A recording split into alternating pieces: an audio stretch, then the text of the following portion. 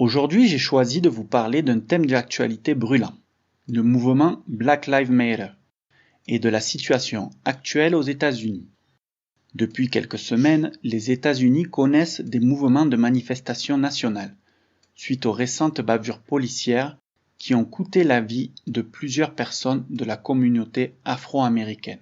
La société américaine a depuis toujours été marquée par de fortes inégalités sociales et économiques au sein de sa population, et accompagnée par un rejet des populations de couleur ou d'autres ethnies.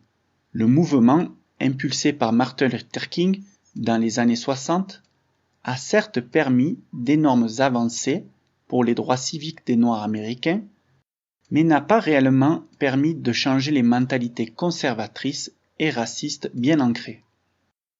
En effet, les mouvements d'extrême droite, tels que le Ku Klux Klan ou de mouvances néo-nazies, n'ont jamais disparu, bien au contraire.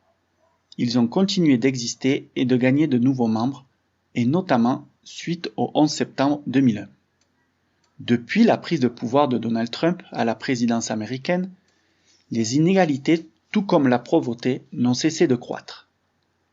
Ceci s'explique d'une part par ses prises de position pour favoriser coûte que coûte le secteur des entreprises, mais aussi par sa quête contre les immigrants et le manque de mesures sociales pour aider les communautés marginalisées. Dans un climat de tension sociale combiné à une crise sanitaire sans précédent, les récentes bavures policières ont jeté de l'huile sur le feu et mis le feu aux poudres.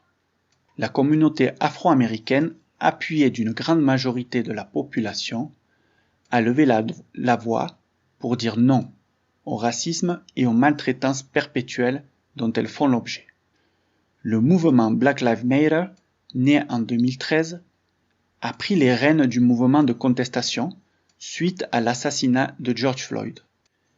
Il mène désormais une lutte acharnée pour que les familles des victimes obtiennent justice, pour que les responsables soient jugés et surtout pour attirer l'attention du grand public et des dirigeants politiques afin d'exiger des mesures fortes et réelles pour endiguer ce fléau.